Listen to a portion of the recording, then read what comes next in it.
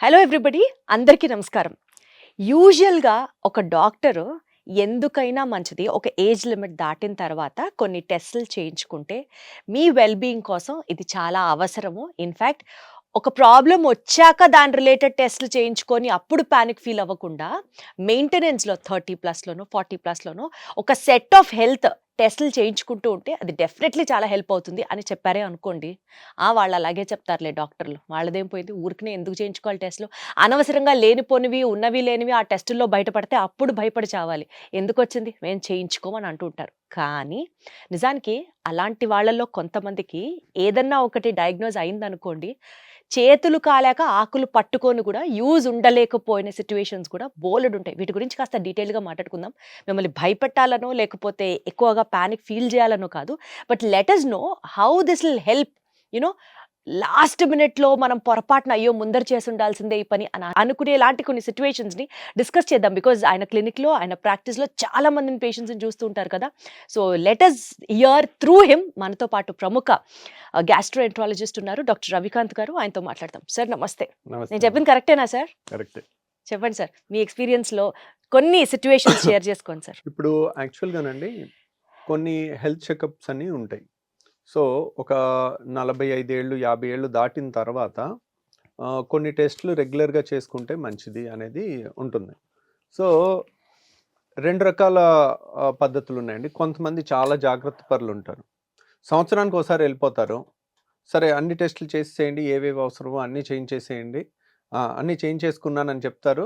మళ్ళీ హ్యాపీగా వచ్చి మొత్తం చెకప్ చేయించేసుకున్నానని హ్యాపీగా ఉండేవాళ్ళు ఉంటారు. అన్నీ నార్మలే ఉన్నాయి. యూజువల్‌గా 100 మంది చేస్తే 99.9% అన్నీ నార్మలే ఉంటాయి. ఎందుకు? ఆయనకేం జబ్బొచ్చి ఎళ్ళట్ల. జనరల్ చెకప్‌కెళ్ళారు. కాబట్టి జనరల్ చెకప్‌లో యూజువల్‌గా ఏమి పెద్ద తేడాలుండవు. చిన్న చిన్న తేడాలుంటే వాటినన్నీ మనం ఎక్కువ పట్టించుకోవాల్సిన అవసరం కూడా ఉండదు. మనం నా హైట్‌కి నేను 78 కేజీలు ఉండాలనుకోండి. 79 ఉంటే రిపోర్ట్ అబ్నార్మల్ కింద లెక్క. హ్మ్. కానీ దానికి విలువ ఉందా? విలువ లేదు. అదే నేను 150 కేజీలు ఉంటే that is something difference. So 2 abnormal రిపోర్ట్సే. మీకు అర్థమైందా? అర్థమైంది సార్. అసలు వెయిట్ అనేది నార్మల్ 78 అనుకోండి. నేను 79 ఉంటే అబ్నార్మల్ రిపోర్ట్. రెడ్ మార్క్‌లో రావచ్చు అది. హ్మ్. 150 ఉన్న రెడ్ మార్క్ వస్తది. హ్మ్. దీనికి దానికి 2 అబ్నార్మల్ అనుకుని ఏడుస్తూ కూర్చుంటే హ్మ్. ఇప్పుడు వెయిట్ అంటే 78కి 79 ఉన్నా ఏం పర్లేదని మీ అందరికి తెలుసు. అదే కొలెస్ట్రాల్ 100 ఉండాలి. 110 ఉందనుకోండి. You start. అది రెడ్ ఫ్లాగ్‌లో వస్తది. ఎల్‌డీఎల్ కొలెస్ట్రాల్ 100 ఉండాల్సింది 110 ఉందనుకోండి. రెడ్ ఫ్లాగ్‌లో వస్తది. అయ్య బాబోయ్ అని బెంబేలెత్తిపోక్కర్లా. హ్మ్. సింపుల్ జాగ్రత్తలు చేసుకుంటే అట్లా అరే ఏదో ఒకటి భయపడితే నా మనశ్శాంతి కోల్పోతానని చాలా మంది చేయించుకొని వాళ్ళు ఉంటారు. హ్మ్. సో ఇలా నేను చెప్పినట్టు టైం టు టైం సంవత్సరానికి ఒకసారన్నా జనరల్ చెకప్ లా చేయించుకుందాం అని వచ్చేవాళ్ళు 100 మందిలో లెస్ దాన్ 10% ఉంటారండి. 5% ఉంటారనుకోండి. సో కానీ కొన్ని టెస్టులు 40 ఏళ్ళు 50 ఏళ్ళ తర్వాత ఎందుకు చేయాలనేది నేను చెప్తాను. సో ఒక పేషెంట్ ఉన్నారండి. 6 నెలల కిందకు మన దగ్గరికి వచ్చారు. సో ఇప్పుడు ఎప్పుడు కూడా వాళ్ళ పనులు వాళ్ళ పిల్లలు వాళ్ళు ఎలా వాళ్ళ వెనకాలే పడతారు కానీ వాళ్ళని వాళ్ళు ఒక్కోసారి పట్టించుకోరు అనమాట. సో ఒక 7-8 ఏళ్ళు వరకు ఏ టెస్ట్ చేయించుకోవాల. సో మనకి ఊరికే ఫోన్ చేసి ఏదో కంప్లైంట్ చెప్తా ఉంటారు. సరే ఇక్కడ గ్యాస్ లాగుంది, అక్కడ గ్యాస్ లాగుంది, ఏదో ఒకటి టాబ్లెట్ చెప్పండి అంటారు. ఏదో ఒకటి చెప్తాము. ఇట్లా కాదండి ఊరికే చేస్తున్నారు. ఫస్ట్ వెళ్ళి ఒక స్కానింగ్ చేయించుకుని రిపోర్ట్ పెట్టండి అని చెప్పాం. హ్మ్. చెప్తే దాంట్లో 20 సెంటీమీటర్ల గడ్డ, ఇంత పెద్ద గడ్డ ఉంది. సో అదే అంటే ఒక 8 ఏళ్ళు నుంచి ఒక్క స్కాన్ చేయించలేదు. అల్ట్రాసౌండ్ స్కాన్, సౌండ్ వేవ్స్‌తో చేసే స్కాన్ ఒక్క సైడ్ ఎఫెక్ట్ లేదు. It is not CT scan. So ultrasound scan అనేది చేయించుకుంటే ఎంత అవుతుంది? మహా అయితే 1200. మనకి సంవత్సరానికి ఒకసారి చేయించుకున్న 40 ఏళ్ళు దాటిన తర్వాత ఇప్పుడు 20 ఏళ్ళోళ్ళకి క్యాన్సర్ రావు కదా! 40, 50, 60 ఏళ్ళు దాటిన వాళ్ళకి యూజువల్‌గా వయసు ఎక్కువైన వాళ్ళకే క్యాన్సర్‌లు ఎక్కువ వస్తుంటాయి. సో క్యాన్సర్ అయ్యి ఉండొచ్చు, నాన్ క్యాన్సర్ అయ్యి ఉండొచ్చు. అంత పెద్ద గెడ్డ అంతవరకు పెరిగే వరకు కూడా మనకు తెలియలేదు కదా! అదే ఇప్పుడు అంత పెద్ద గెడ్డ తీయాలంటే పొట్టంతా కొయ్యాలి. లేదంటే అది అసలు ఏం గెడ్డ, క్యాన్సర్ గెడ్డ, నాన్ క్యాన్సర్ గెడ్డ అనేది మళ్ళీ ఇంకా ఫర్దర్ టెస్టులు చేసి చూస్తాం. సో మనకి అంత పెద్దదాన్ని హ్యాండిల్ చేయటం కూడా కష్టం కదా! ఇప్పుడు రియల్‌గా ఏ ఫైనల్ స్టేజ్ క్యాన్సర్ అని వచ్చిందనుకోండి. ఒకవేళ ఆపరేషన్ చేసి తీసినా ఒక్కోసారి కంప్లీట్‌గా క్యూర్ అవ్వచ్చు, క్యూర్ అవ్వకపోవచ్చు. హ్మ్. మనకి సరే ఆపరేషన్ చేయించుకుంటాం, పెద్ద కోతన్నా చేయించుకుంటాం, కానీ క్యూర్ అవుతే అనే గ్యారంటీ అనేది ఉండదు. సో ఆ పేషెంట్కి ఏంటంటే అది క్యాన్సర్ అని వచ్చింది. అయ్యో! సో ఇప్పుడు ఇప్పుడు చూడండి ఎంత అన్యాయం జరిగిపోయినట్టు. సింపుల్గా ఇప్పుడు ఒక రోజులో అయితే ఇంత గెడ్డ ఫామ్ అవుతుంది కదా, 18 సెంటీమీటర్లు 30 సెంటీమీటర్ల గెడ్డలు. సో అది ఫామ్ అవడానికి ఖచ్చితంగా ఒక స్లోగా ఒక 1 to 2 years పైన పట్టుద్ది. మనం ఇయర్లీ చెకప్లో చేసుకున్న అది 5 సెంటీమీటర్లు 10 సెంటీమీటర్లు ఉన్నప్పుడు చేసుకుంటే ఆపరేషన్ తేలికైపోను, ఫస్ట్ స్టేజ్లో కనపడను, క్యూర్ అయిపోను. సో అలాని నేను ఇంకా మరీ ఎక్స్ట్రీమ్గా వెళ్ళి సిటీ స్కాన్ చేయించేసుకుంటాను, ఎంఆర్ఐ స్కాన్ చేయించేసుకుంటాను, ఆ స్కాన్ చేయించేసుకుంటాను, ఈ స్కాన్ చేయించుకుంటాను, ఇలాంటి నాన్ సెన్స్ స్కాన్లన్నీ కూడా అవసరం లేదు. అవన్నీ కాస్ట్లీ టెస్ట్లు. ఇప్పుడు ఒక సిటీ స్కాన్ అంటే 8,000 అవుతుంది, ఒక ఎంఆర్ఐ స్కాన్ అంటే 8,000 అవుతుంది. అనవసరంగా మీరు డెసిషన్స్ తీసుకోకూడదు. జనరల్ చెకప్లో మామూలుగా ఏమి ఉంటాయంటే సిబిపి అంటే కంప్లీట్ బ్లడ్ పిక్చర్, అంటే మనకి రక్తం ఎంత ఉంది, ఎనీమియా ఉందా లేదా, రక్తహీనత ఎంతమంది లేడీస్కో ఉంటుందండి. వాళ్ళకి తెలీదు, నీరసం నీరసం నీరసం నీరసం అని కూర్చుంటారు. వాళ్ళకి 12, 13 బ్లడ్ ఉండాలి. 10 ఉంటుంది నార్మల్ అనుకుంటారు, 10 నార్మల్ కాదు, 12 ఉండాల్సిందే. వాళ్ళకి ఆ 10 ఎందుకు ఉందని చూస్తే ఐరన్ లోపం ఉంటుంది. ఐరన్ లోపం వల్ల నీరసం నీరసం నీరసం అంటారు, పనులు సరిగ్గా చేసుకోలేరు. సో మనం దాన్ని బట్టి ఐరన్ టెస్ట్ ఒకటి చేసుకుంటాం, B12 టెస్ట్ ఒకటి చేసుకుంటాం. ఒకసారి ఇవి లోపాలు ఉన్నాయనుకోండి, వీటిని సరి చేసుకుంటే వాళ్ళకి హుషారు బాగా వస్తుంది, యాక్టివ్గా పరుగులు తీస్తూ పనులు చేసుకుంటారు. ఇంకా నెక్స్ట్ ఏం చేస్తాము, లివర్ ఫంక్షన్ టెస్ట్లు ఒక 10 ఉంటాయి. 10 కలిపి ఒక మైక్రో డ్రాప్ ఇంత చుక్కలో ఇస్తే ఒకేసారి 500 600 అవుతుంది. అది చేసుకున్నాం అనుకోండి, మనకి ఆ 10 రకాల లివర్ టెస్ట్లు వచ్చేస్తాయి. ఆ లివర్ టెస్ట్లో 99% నార్మల్, ఓకే లివర్ సేఫ్ అని వచ్చేస్తుంది. కిడ్నీ ఫంక్షన్ టెస్ట్ అని ఉంటుంది. కిడ్నీ ఫంక్షన్ టెస్ట్లో ఏముంటుంది, క్రియాటినిన్, యూరియా, యూరిక్ యాసిడ్, ఈ 3 టెస్టులు చేసుకున్నాం అనుకోండి, అమ్మయ్య kidney test perfect. Urine test, ఇవన్నీ నేను చెప్పేవన్నీ పెద్ద కాస్ట్లీ ఉన్నాయి కాదు.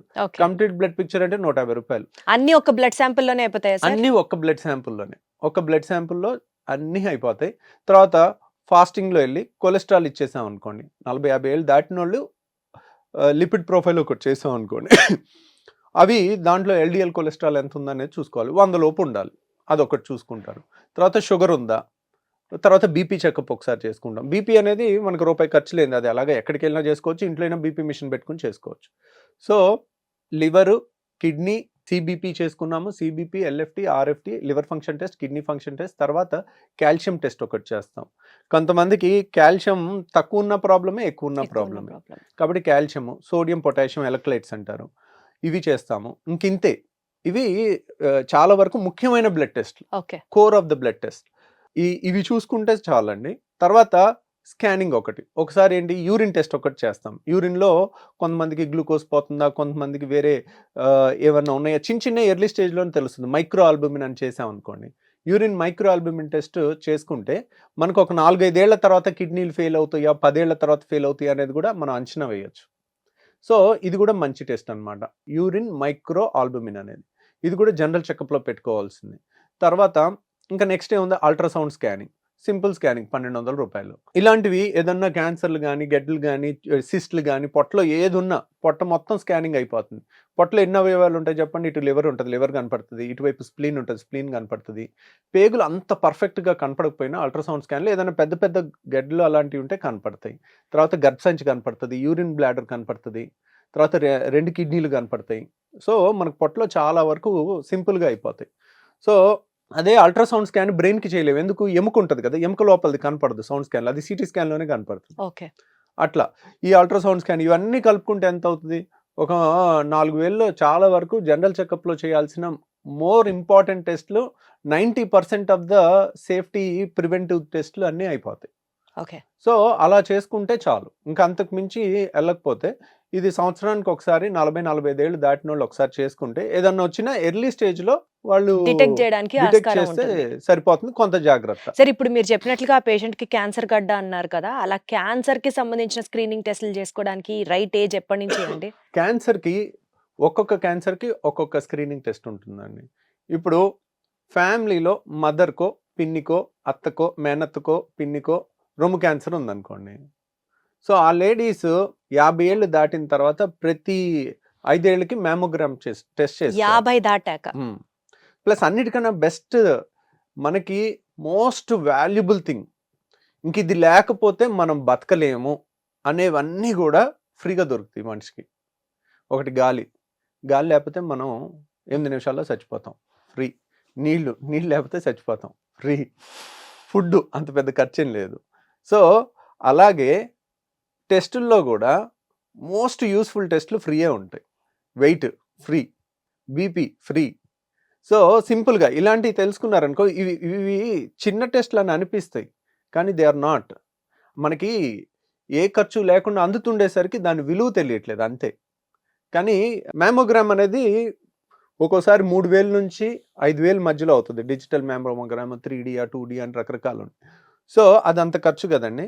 సింపుల్ థింగ్, స్నానం చేసేటప్పుడు సబ్బు చేత్తో బ్రెస్ట్ ఎగ్జామినేషన్ చేసుకుంటే ఏ చిన్న గెడ్డైనా కనపడుతుంది. వాళ్ళు రోజు అదొక పద్ధతిగా చేసుకున్నప్పుడు స్నానం చేసే టైంలో జస్ట్ సబ్బు చేతికి ఏ చిన్న రోజు చూసుకుంటున్నాం అనుకోండి, ఇదేంటి ఇన్నాళ్ళు లేదు, ఇదేదో ఇంత చిన్న బొడిపిలాగా తగులుతుంది, అది that is the best test to prevent breast cancer. అది ఎవరు చేయాలి? పేషెంట్ తనంతట తను చేసుకోవాలి. సో అలాంటిది ఏదన్నా చిన్నది కనపడింది అనుకోండి, వాళ్ళకి రోజు చేస్తుంటే వాళ్ళకి అర్థమైపోద్ది, ఓకే రోజు చూసుకుంటున్నాను, ఇక్కడేదో కొంచెం బొడిపిలాగా తగులుతుంది, ఇక్కడేదో లోపల గడ్డలా తగులుతుంది, ఏముందో ఒకసారి వెళ్ళి చూసుకుని వస్తాను. యూజువల్గా 40 ఏళ్ళ లోపల క్యాన్సర్లు చాలా అరుదండి. ఇంకా మనకి అట్లా భయపడుతూ ఉన్నాం అనుకోండి, పుట్టిన బిడ్డకు కూడా క్యాన్సర్ వస్తాయని టెస్టులు చేయలేం కదా. There should be some rational. భయపడటానికి కానీ జాగ్రత్త తీసుకోవటానికి కూడా మూర్ఖంగా చేయకూడదు. కాబట్టి ఈ సెల్ఫ్ బ్రెస్ట్ ఎగ్జామినేషన్ అనేది ఇన్ఎక్స్పెన్సివ్ టెస్ట్. తర్వాత లేడీస్లో అతి సాధారణంగా వచ్చే రెండో cancer cervix cancer, uterine cervix cancer. అది దానికి సెర్వారిక్స్ అనే ఇంజెక్షన్ వచ్చేసింది. అంటే మనకి ప్రివెన్షన్, అంటే వ్యాక్సిన్ వచ్చింది. అది వ్యాక్సిన్ ఆల్మోస్ట్ స్కూల్ గోయింగ్ పిల్లలకి 18 ఏళ్ళు లోపల ఇచ్చేస్తే ఇంకా వాళ్ళకి రాదు. సో అది ప్రివెన్షన్. ఒకవేళ అది చిన్నప్పుడు ఇవ్వలేదు అనుకోండి, ఇప్పుడైనా తీసుకోవటం ఒక పద్ధతి, కొంత ప్రొటెక్షన్ ఉంటుంది. రెండో ప్రొటెక్షన్ ఏంటంటే ప్యాప్స్మియర్. ప్యాప్స్మియర్ అనే టెస్ట్ చేస్తే మన అదృష్టం కొద్దీ సర్వైకల్ క్యాన్సర్ చాలా భయంకరమైన క్యాన్సర్ అయినప్పటికీ కూడా ఇలా ఒక 6 నెలల్లోనో సంవత్సరంలోనో వచ్చేది. అది స్లోగా ఒక 3, 4, 5 ఏళ్లలో వస్తుంది. కాబట్టి 40 ఏళ్ళు దాటిన వాళ్ళు ప్యాప్స్మియర్ చేయించుకున్నారనుకోండి, ప్యాప్స్మియర్లో కొన్ని కణాలు క్యాన్సర్ కింద మారుతున్నాయి అని వస్తుంది. ఇప్పుడు క్యాన్సర్ కాని కణాలు ఉంటాయి, క్యాన్సర్కి మారిపోయిన కణాలు ఉంటాయి, మధ్యలో ఇంటర్మీడియట్ కణాలు, అలా స్టేజ్ వైజ్ వెళ్తుంది ఈ క్యాన్సర్. కాబట్టి ప్యాప్స్మియర్ చేసుకున్నాం అనుకోండి, ప్యాప్స్మియర్లో తేడా సెల్స్ కనపడినాయి అనుకోండి, ఓకే ఎర్లీ స్టేజ్ లో. ఎందుకు? అది కనపడిన తర్వాత ఇంకో 5-10 ఏళ్ళు టైం ఉంటుంది మనకి, అది కంప్లీట్ క్యాన్సర్ స్టేజ్ లో అయితే మనం క్యూర్ చేసేసుకోవచ్చు. ఇప్పుడు ప్యాప్స్మియర్ లో తేడా ఉంది అనుకోండి, దాంట్లో గర్భసంచి ఆపరేషన్ చేసుకుని ఫర్దర్ గా లోపలంతా క్లీన్ చేసుకుని చూసుకుని కొద్ది క్యాన్సర్ ఉన్నా దాన్ని కంప్లీట్ గా తీసేయచ్చు అనమాట. సో ఎర్లీ స్టేజ్ లో చేస్తాం కదా, ఏ ప్రాబ్లం ఉండదు. ఇప్పుడు అదే ఇంకా కొన్ని క్యాన్సర్స్ ఉన్నాయి. ఇప్పుడు టెక్స్ట్ బుక్ గైడ్ లైన్స్ అని గూగుల్లో చూసుకుని చేసుకుంటే అన్నీ కరెక్ట్ తెలియదు. ఫర్ ఎగ్జాంపుల్ చెప్తాను, అమెరికాలో ఆర్ యూరోప్లో 50 ఏళ్ళు దాటిన ప్రతి ఒక్కరికి 5 ఏళ్ళకి 10 ఏళ్ళకి ఒకసారి కొలనోస్కోపీ చేయాలి. అంటే 20 కోట్ల మందికి లో ముసలోళ్ళు ఆల్మోస్ట్ 50 ఏళ్ళు దాటిన వాళ్ళు 20 కోట్ల ఒక 5 కోట్లు 3 కోట్లు ఉన్నారనుకోండి, 3 కోట్ల మందికి ప్రతి సంవత్సరం ప్రతి 5 ఏళ్ళకి కొలనోస్కోపీ అంటే అసలు ఎన్ని టెస్టులు చేయాలో. మన ఇండియాలో ఆ గైడ్ లైన్ లేదు. ఎందుకని? మన ఇండియాలో కోలన్ పెద్ద పేగు క్యాన్సర్ తక్కువ, అమెరికాలో 30 రెట్లు ఎక్కువ మనకన్నా. అంటే వాళ్ళు ఎక్కువ జంక్ తింటారు కదా సార్, అదే వాళ్ళ ఫుడ్. మనది ఫస్ట్ నుంచి వెజిటేరియన్ డైట్, ఆ జీన్స్ వల్ల అయి ఉండొచ్చు మోస్ట్లీ. సో కాబట్టి అక్కడ వెజిటేరియన్ తిన్నప్పటికీ కూడా వాళ్ళ జెనెటిక్ గా కూడా వాళ్ళకి ఆ ప్రెడిస్పోజిషన్. కొన్ని క్యాన్సర్లు కొన్ని దేశాల్లో ఎక్కువ ఉంటాయి. ఇప్పుడు మీరు అమెరికా, యూరోప్ తీసుకున్నారు అనుకోండి, పెద్ద పేగు క్యాన్సర్ చాలా కామన్. అందుకని వాళ్ళకి అందరికీ కొలనోస్కోపీ 50 ఏళ్ళు దాటిన తర్వాత వాళ్ళు కొలనోస్కోపీ చేయించుకోలేదనుకోండి, వాళ్ళు ఇన్సూరెన్స్ డిఫాల్టర్ అవుతారు. సో మీరు 10 ఏళ్లలో చేయాల్సిన కొలనోస్కోపీ చేయలేదు, మీరు మీ హెల్త్ని మీరు సరిగ్గా చూసుకోలేదు కాబట్టి, మేము ఫ్రీగా ఇచ్చే టెస్ట్ కూడా మీరు చేసుకోలేదు కాబట్టి మీకు ఇన్సూరెన్స్ ప్రీమియం పెంచుతున్నాం, ఇప్పుడు మీకు క్యాన్సర్ వస్తే మేము ఎందుకు కట్టాలన్నట్టుగా స్ట్రిక్ట్ రూల్స్ ఉంటుంది. అందరూ ఖచ్చితంగా చేయించుకుంటారు ఇండియాలో, ఎందుకంటే తక్కువ కాబట్టి మనకు అది అవసరం లేదు పెద్ద పేగు క్యాన్సర్. మిగిలింది ఏమిటి? అల్ట్రాసౌండ్ స్కాన్ చేస్తే ఆ 1200 రూపాయల్లో మనకు అన్నీ అయిపోతాయి. మెజారిటీ ఇప్పుడు గర్భసంచి కనపడుతుంది, గర్భసంచిలో ఏదన్నా గడ్డ ఉన్నా, సిస్టులు ఉన్నా, ఇంకా లివర్లో ఏదన్నా ఉన్నా చాలా వరకు కనపడతాయి అన్నమాట. తర్వాత ఇంకేదైనా గ్యాస్ ట్రబుల్ లాంటిది ఉంటే ఎండోస్కోపీ చేసుకుంటాం, లేకపోతే అది కూడా అవసరం లేదు. సార్ హార్ట్ అటాక్ రిలేటెడ్ టెస్ట్లు ఏమైనా స్క్రీనింగ్ ఉంటాయా? హార్ట్ అటాక్కి ఈసీజీ చేస్తామండి. ఇప్పుడు ఏజ్ తర్వాత చేయించుకోవాలి సార్? ఈసీజీ అనేది యూజువల్గా హార్ట్ అటాక్కి రిస్క్ ఫ్యాక్టర్స్ 6 ఉన్నాయండి. ఈ 6 ఉంటే మనం రెగ్యులర్గా చేసుకోవాలి. ఇప్పుడు ఎవరికి వస్తుంది హార్ట్ అటాక్? ఫస్ట్ ఏజ్ ఎక్కువ ఉన్న వాళ్ళకి వస్తుంది, చిన్నోళ్ళకి రాదు, తక్కువ. ఓకేనా? నెంబర్ 1 ఏజ్ ఎక్కువ ఉండాలి. ఏజ్తో పాటు వచ్చే చేంజెస్ ఏంటి? Sugar, BP, cholesterol. ఈ 3 ఉంటే మనకి ఈ 3 ఏజ్తో పాటు వస్తాయి, కొంతమందికి ముందు కూడా వస్తాయి. ఈ 3 ఉంటే 4 పాయింట్లు. ఇవి ఉంటే మనకి హార్ట్ అటాక్ రిస్క్ పెరుగుతుంది. ఇంకేంటి? ఒబిసిటీ 5. తర్వాత జెనెటిక్స్. మన ఫ్యామిలీలో ఎవరికన్నా ఎర్లీ ఏజ్లో 40 ఏళ్ళకి 50 ఏళ్ళకి మన నాన్నగారికి హార్ట్ అటాక్ వచ్చింది అనుకోండి, దట్స్ ఎ రెడ్ ఫ్లాగ్. వాళ్ళు ఎప్పుడు టోస్ మీద ఉండాలి. వాళ్ళ ఫ్యామిలీలో పిల్లలకు కూడా 40 ఏళ్ళకి వచ్చే అవకాశం ఉంటుంది. అలర్ట్గా ఉండాలి ఎప్పటికప్పుడు. ఈసీజీలో అంటే post 25, post 30 annually once checkup చేయించుకోవడాలు అట్లా ఏమన్నా ఉన్నాయా? లేదండి, అసలు అలా లేనే లేదు. అలా ఇక 25 ఏళ్ళకి 30 ఏళ్ళకి ఇంకొకటి అతి ముఖ్యమైన రిస్క్ ఫ్యాక్టర్ 6 చెప్పాను కదా. ఇప్పుడు ఏజ్, షుగర్, బీపీ, కొలెస్ట్రాల్, తర్వాత ఒబిసిటీ, తర్వాత జెనెటిక్స్ అంటే ఫ్యామిలీలో ఎవరికన్నా ఉందా లేదా, అంటే యంగ్ ఏజ్లో. మన సపోజ్ మీ ఫాదర్కి 85 ఏళ్ళకి హార్ట్ అటాక్ వచ్చింది అనుకోండి, it doesn't make any sense. తనకి 55 ఏళ్ళకి 50కి 49కి వచ్చింది అనుకోండి, మనం జాగ్రత్తగా ఉండాలి. అట్లా అనమాట. పక్షవాతం వచ్చిన అట్లా అన్ని ఇప్పుడు ఇంకా అన్నిటికన్నా భయంకరమైన రిస్క్ ఫ్యాక్టరు మనం వద్దు అనుకుంటే ఈ క్షణం తీసేసేది స్మోకింగ్. యంగ్స్టర్స్లో హార్ట్ అటాక్ వచ్చేది స్మోకర్స్లో ఎక్కువ వస్తుంది. ఓకే. మీరు జెనెటిక్స్లో వచ్చేది దానికన్నా స్మోకింగ్ వల్ల వచ్చేది చాలా ఎక్కువ. ఫస్ట్ 40 ఏళ్ళకి హార్ట్ అటాక్ వచ్చింది అనగానే ఫస్ట్ అడిగే క్వశ్చన్ స్మోక్ చేస్తారా? స్మోకింగ్ ఈ 6 రిస్క్ ఫ్యాక్టర్లు ఎంత డేంజరో అంతకన్నా 10 టైమ్స్ రిస్క్ అనమాట. సో మనం ఈరోజు మన ఏజ్ని మనం ఇర్రివర్సిబుల్, దాన్ని చేయలేం కదా. 70 ఏళ్ళ మనిషిని 20 ఏళ్ళు చేయలేము, దాన్ని మార్చలేము. స్మోకింగ్ ఈరోజు స్మోకర్ అయితే మరుసటి రోజు నాన్ స్మోకర్ కింద మారిపోవచ్చు. సో హార్ట్ అటాక్ రాకుండా ఉండాలంటే ఫస్ట్ స్మోకింగ్ ఆపేయాలి. మిగిలిన మన చేతిలో ఇంకా కొలెస్ట్రాల్ మరీ 200 ఉందనుకోండి, ఎల్డిఎల్ కొలెస్ట్రాల్ 100 ఉండాలి, 200 ఉందనుకోండి, కొలెస్ట్రాల్ ట్యాబ్లెట్ ఒకటి వాడుకుంటే తగ్గుద్ది. ఈ టాపిక్ మళ్ళీ ఒక ఫుల్ టాపిక్ అవుద్ది. అసలు కొలెస్ట్రాల్కి ట్యాబ్లెట్ వాడాలా వాడకూడదా, వాడటం వల్ల నష్టమా లాభమా అనేది అది సెపరేట్ టాపిక్ అవుద్ది, అది మళ్ళీ మాట్లాడుకుందాం. తర్వాత ఇంకా హార్ట్ చెకప్ అంటారా, ఈసీజీ ఒకటి చేస్తారు, ట్రెడ్మిల్ చేస్తారు. ట్రెడ్మిల్ అంటే ఏంటి? బాగా పరిగెట్టించి అప్పుడు ఈసీజీ చేస్తారు. మామూలు ఈసీజీలో హార్ట్ అటాక్ వచ్చిన తర్వాత చేంజెస్ కనపడతాయి. రాకుండా ముందే ఎక్కడన్నా బ్లాక్ ఉందనుకోండి, పరిగెట్టినప్పుడు ఈసీజీ చేస్తే మనకి దాంట్లో కొన్ని చేంజెస్ కనపడతాయి. అంటే ఒక 5 ఏళ్ళకో 3 ఏళ్ళ తర్వాత వచ్చే హార్ట్ అటాక్ పరిగెట్టినప్పుడు మనకి ఆ చేంజెస్ ఈసీజీలో కనపడతాయి. అది ట్రెడ్మిల్ టెస్ట్. ఎకో అంటారు. ఎకో అంటే హార్ట్కి మామూలు స్కానింగ్ చేస్తాం. ఇవి కూడా పెద్ద ఖర్చు కాదు. ఈ ఎకో, టీఎంటీ ఇవన్నీ కూడా 1500 అయిపోతాయి. ఎనీ గుండె డాక్టర్కి వెళ్ళి 50 ఏళ్ళ తర్వాత ఒకసారి చేయించుకున్నాను, మళ్ళీ అన్ని టెస్టులు బాగున్నాయి, జనరల్ చెకప్ అన్నీ చేయించుకున్నాను, అన్నీ బాగున్నాయి, కొలెస్ట్రాల్ బాగున్నాయి, బీపీ బాగుంది, షుగర్ బాగుంది, మళ్ళీ ఒక సంవత్సరం తర్వాత ఈ జనరల్ చెకప్ చేసుకోవచ్చు. హార్ట్ చెకప్ 4-5 ఏళ్ళకో 3 ఏళ్ళకో అట్లా కంప్లైంట్. అంటే రఫ్ గా సార్ ఇప్పుడు మీరు చెప్పిన టెస్ట్లు అన్ని ఫుల్ బాడీ చెకప్, హార్ట్ ఏంటి, కిడ్నీ ఏంటి, పొట్ట ఏంటి, అంతా ఒక 10,000 బడ్జెట్ లో అయిపోతుందా సంవత్సరానికి? 10,000 బడ్జెట్ లో అయిపోద్దండి. ఇంకా తక్కువలో కూడా అయిపోద్ది, మన ఆఫర్స్ చూసుకుని అలా చూసుకుని. ఇప్పుడు కొంతమంది మనీ పెట్టుకోలేరు అనుకోండి, మన హాస్పిటల్లో శుక్రవారం స్కానింగ్లు ఆల్మోస్ట్ మనం ఫ్రీగా చేస్తాము ఒక 10 మందికి. ఎందుకంటే శుక్రవారం నాకు వేరే సర్జరీస్ వరకే పెట్టుకుంటాను, ఓపీ చూడను కాబట్టి మనకు కొంత ఫ్రీ టైం ఉంటుంది స్కానింగ్కి. కాబట్టి ఒక 10 మందికి మనం ఎవ్రీ శుక్రవారం మనం ఫ్రీగా చేస్తాం. కాబట్టి అది ముందే మీరు బుక్ చేసుకుంటే ఉపయోగపడుతుంది. మనకు అక్కడే 1200 కలిసినట్టు. రియల్గా 1200 కూడా మ్యాటర్ అయిన వాళ్ళకి అది ఫ్రీ, చాలా హెల్ప్ అవుతుంది. సో ఎందుకండి 10,000 మనవి కాదు అనుకుంటే లైఫ్ లాంగ్ హ్యాపీగా ఉండొచ్చు. లాస్ట్ మినిట్లో అమ్మ బాబోయ్ ఇది మనం ముందరే తెలుసుకొని ఉంటే బాగుండు అన్న ఒక రిగ్రెట్ లేకుండా, ఒకవేళ ఏం ఉండకూడదు బట్ ఏమన్నా ఉన్నా there is every possibility to cure it if it is in the earlier stage. ఇంకొకటి కూడా అండి, ఇప్పుడు 10,000 కూడా ఎక్కువ అండి. అందరూ 10,000 పెట్టుకోలేకపోవచ్చు సంవత్సరానికి ఒకసారి. ఇప్పుడు 15,000 జీతం ఉన్నోళ్ళు ఎక్కడ పెట్టుకుంటారు వాళ్ళ అమ్మ నాన్నకి చేయించాలంటే? కాబట్టి ఇఫ్ యు ఆర్ రెడీ, మనకి ఈ ముఖ్యమైన టెస్టులు అన్నీ కూడా ఇప్పుడు అనుకున్నవన్నీ కూడా 4,500 లోపల కూడా చేయొచ్చు. ప్యాకేజ్ లాగా మన హాస్పిటల్లో పెట్టాం, కావాలంటే అంతలో కూడా చేసేసుకోండి, ముఖ్యమైన అన్ని టెస్టులు కవర్ అయ్యేటట్టు. ఎవరన్నా కావాలనుకుంటే ఆ 4,500 లోపలనే ఇవన్నీ కూడా మనం ప్యాకేజీలో పెట్టుకుని చేసుకోవచ్చు. Got it sir.